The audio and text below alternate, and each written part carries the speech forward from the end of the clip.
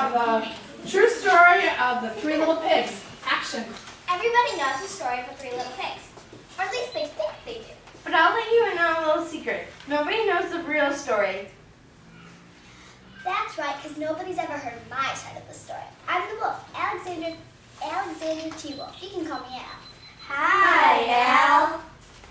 No one knows just how this whole big bad wolf thing got started, but it's all wrong. Maybe it's because wolves eat cute little animals like bunnies and sheep and pigs. That's just the way they are.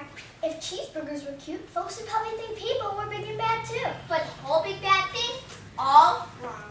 The real story is about a sneeze and a cup of sugar. Way back in Once Upon a Time, our friend the wolf, you can call me Al. Our friend Al was making a birthday cake for her dear granny. Oh, that sweet, sweet child. She had a terrible sneezing cold and she had ran out of sugar. So we walked down the street to ask her neighbor for a cup of sugar. Now this neighbor was a pig. And not a very bright pig either. The pig had built a whole house out of straw. Can you believe it? Who in their right mind would build a house out of straw? So of course, the minute the wolf knocked on the door, it fell right in. And she didn't want to just walk into somebody else's house. So she called. Little pig, are you in? No answer. She was just about to go home without a cup of sugar for her dear old granny's birthday cake. That's when her nose started to itch. She felt a sneeze coming on.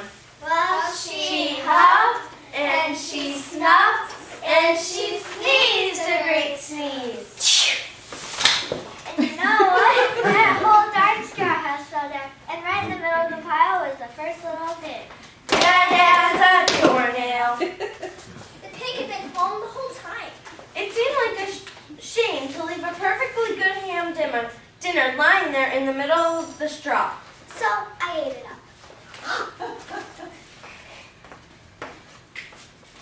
Think of it as a big cheeseburger just lying there.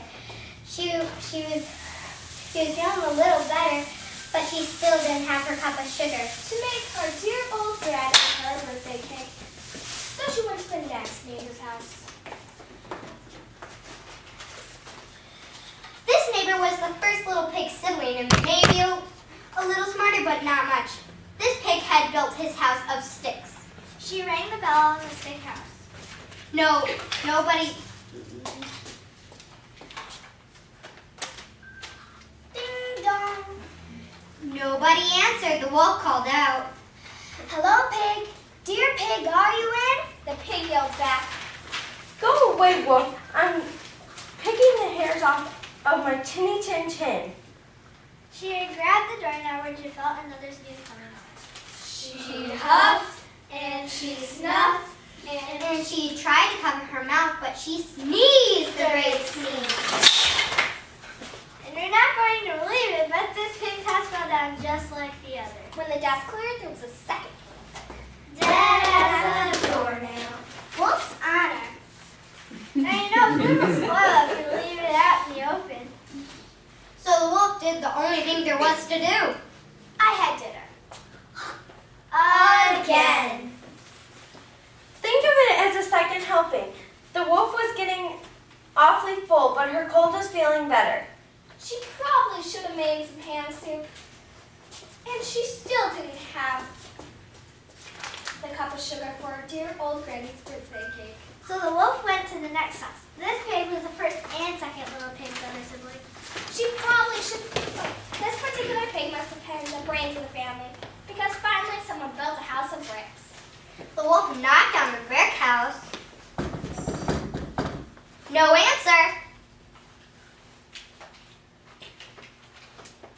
Smarty pig, oh pig, are you in?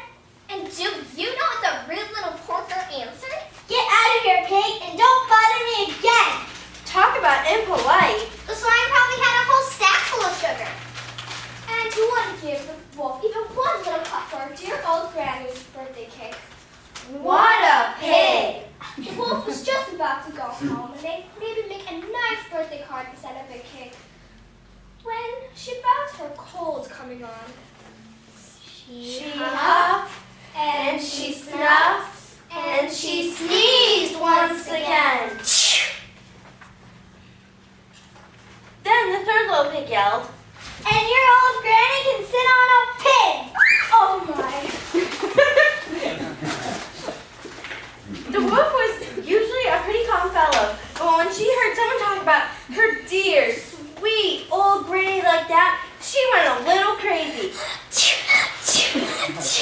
when the cats came by, she was trying to break down my door, and the whole time she was huffing and puffing and making a real scene.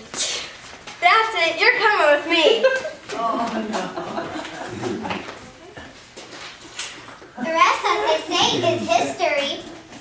The news reporters found out about the 2 pigs after dinner. They figured a sick wolf going to borrow a cup of sugar didn't sound very exciting. This will never do. I should jazz up the story. Yeah, let's use all that huff and puff and blur. House down. That's it. Let's call the wolf big and bad. Extra, extra, read all about it. So we called, and so she's now called a big bad wolf. That's it. The real story. I was framed. But maybe You could loan her a cup of sugar. The Real story.